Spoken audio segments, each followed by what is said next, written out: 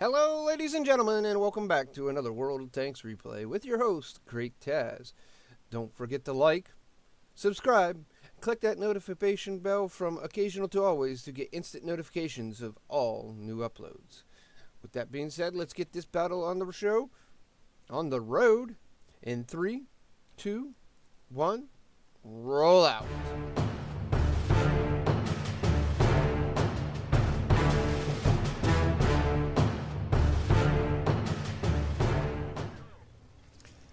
Hello, ladies and gentlemen, and welcome back. GreatTaz here once again, and another World of Tanks replay.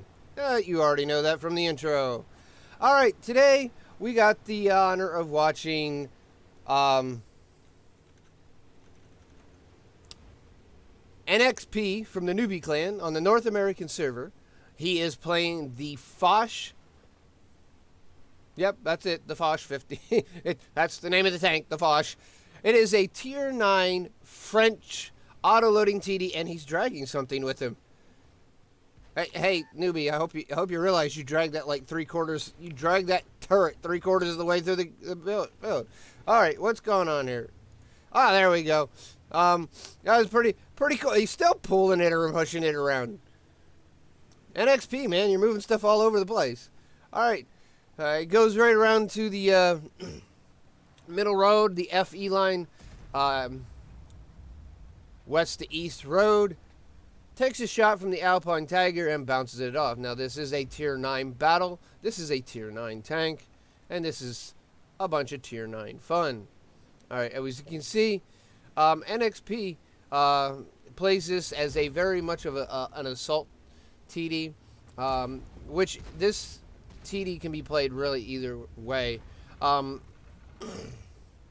In a battle like this, you almost have to play it as an assault TD. Unfortunately, he gets tracked. Now he's going to put some damage downrange. There's 1 round.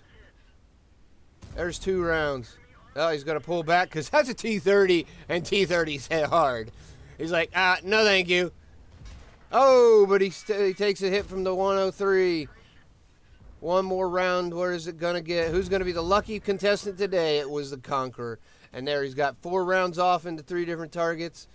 And a whole 1561 damage in a matter of, a couple seconds, 30 seconds. Now he's going to sit and reload. And this is the bad part about the Foch line is it's the long reload. Now this is a 4-round auto reloader. It does have a 120 millimeter. He waited till the Alpine Tiger fired so he could rush across the field once again and move into another position. Now his team's taken up some really good positions here, as you can see. They've pretty much not allowed the enemy team to actually come around. But the enemy team's not even really pushed on E1. Matter of fact, nothing's been spotted down E1. So there's the first the second allied death. Oh, look, there we got a Persian, and the Persian does hit with an HE round for 12 points of damage. Ouch, Persian. Come on now. I mean, if I was you guys playing the Foch, I wouldn't be too worried about that. But he does realize, NXP does realize that his team did take a loss off to the right, and there he's pulling back around. Trying to get a shot in on that Persian. And he spotted, there are artillery, so once he's spotted, he wants to get hidden again. He doesn't want to actually take it. And that's also the bad thing. There's no turret on this TD, so it is a front-facing turret only. And it looks like the Soma is trying to peek around the corner. NXP is backing up to make sure he's got a broader view. But the 430, Object 430, well, so much for that Soma. He decided he was going to peek around that corner, and NXP was waiting for him. So there's 5 rounds in the 4 tanks for almost 2,000 damage. Not a gold round fired yet. NXP is going to reload his clip, which is not a bad issue. I don't know. I would do it, nor I would suggest that you do it. Normally, I don't reload a clip unless I'm down to 2 rounds, because 3 rounds is pretty decent also. But considering seeing how it probably wasn't a bad idea, considering seeing how that now everything over there on the upper 2 corner is now dead for his allies. Now he and the 430 have to protect this line. Now, they are down by 1 right now, and their IS-3 is not fighting in the most intelligent fashion. He is giving the Hull Road and the Alpine Tiger his side armor, and he's doing a very good job. And I suggest if you play something like this, Ruinburg, and you're in this type of situation, you'll be doing the same thing. As you can see, he keeps looking around more than just looking with his tank. There's the Alpine Tiger. He kind of expected something crazy like that, it looks like, and then he's going to take complete advantage. Unfortunately, he's going to have to pull all the way around the corner, and he's got the front. It only takes a second. I'm not sure if I would continue moving. I would let them move. This is almost going to be game. Yep, that's going to be game for the Alpine Tiger, and NXP is now backing back around the corner again, like the artillery. Doesn't want to take any artillery rounds if he can help it.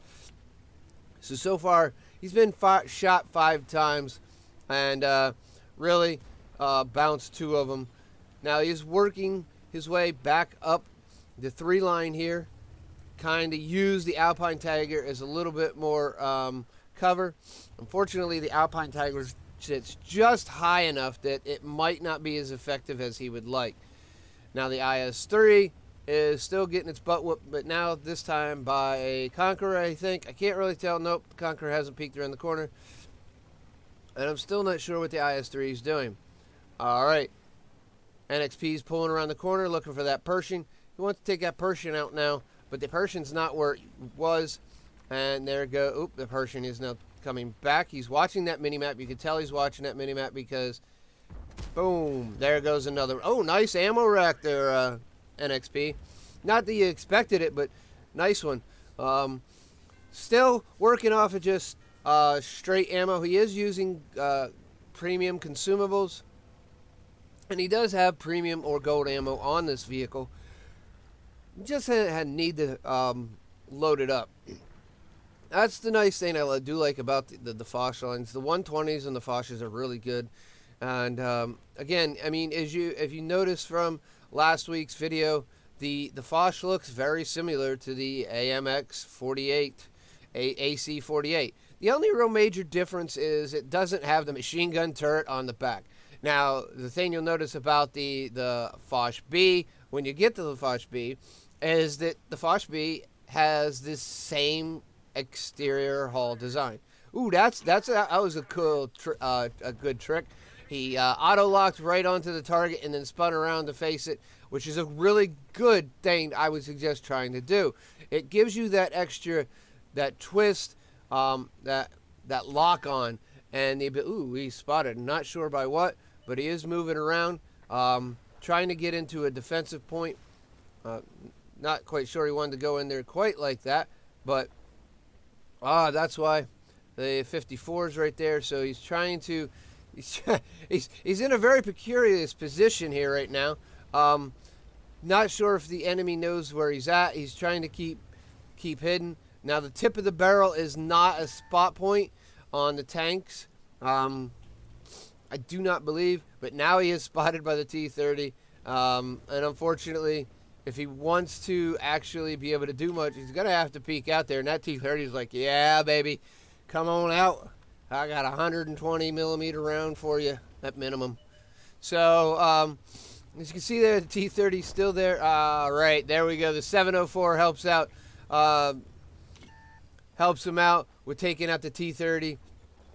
And here he's going to spin around the corner. And he gets that quick auto lock onto the Conqueror. Oh, come on. Oh, back up.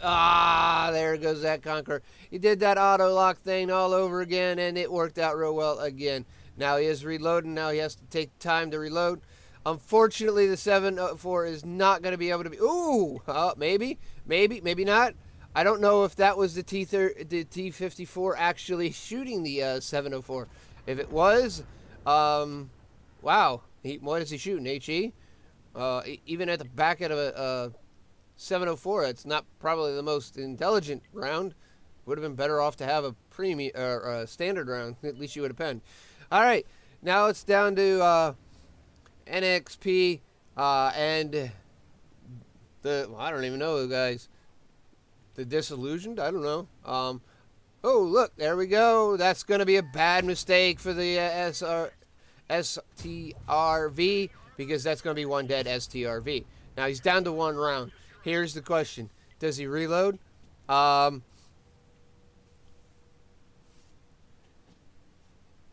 Now, the question is ultimately, does he reload? He did reload, and it's probably an actual good thing. Unfortunately, I probably would have reloaded sooner than what he did. He's trying to get the 430 to come with him so they can push, and he's mainly going to probably be using the 430 for view range because the 430 does have a better view range. Now he's going to wait until he's got that fully loaded, and that's exactly what he wants to do. He can take a shot or two in a game of hit points from the T-54, but the issue is going to be figuring out where that T-54 went. Now, that T-54 could be basically anywhere, and if I was a T-54, I would have probably moved all the way back to my base, or at least midline, and came back, tried to come around the backside of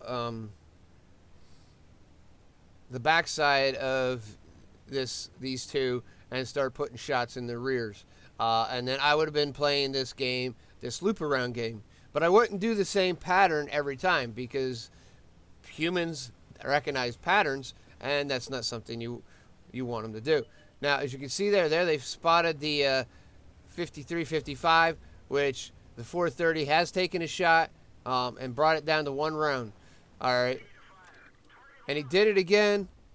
Doesn't need to waste his round because the 430 is going to take care of him, which is no problem. All right. Now all that's left is the T-54. Now, if I was a T-54, I'd be sitting on cap. I'd be sitting on their cap. Like I said, I would have went around down the EF line and came around and tried to get behind him. You know, because maybe not knowing exactly what the Object 430 hit points is, but I do believe that the T-54 is a little better of a tank than the Object 430. So, Dissident, that's his name. See, I knew we'd figure it out sooner or later, as soon as we've seen him. Anyways, so the Dissident is going one way. It looks like NXP is going to go to the other. Now, these guys are really pretty good players, as you can tell just from their numbers in the upper left, and they're doing a good job. They're not worried about cap, even though the arty's telling them to cap. All right, this is pretty much done over. Dissident will get the kill, and that's all she's going to write, ladies and gentlemen. There you have it. Victory. All right.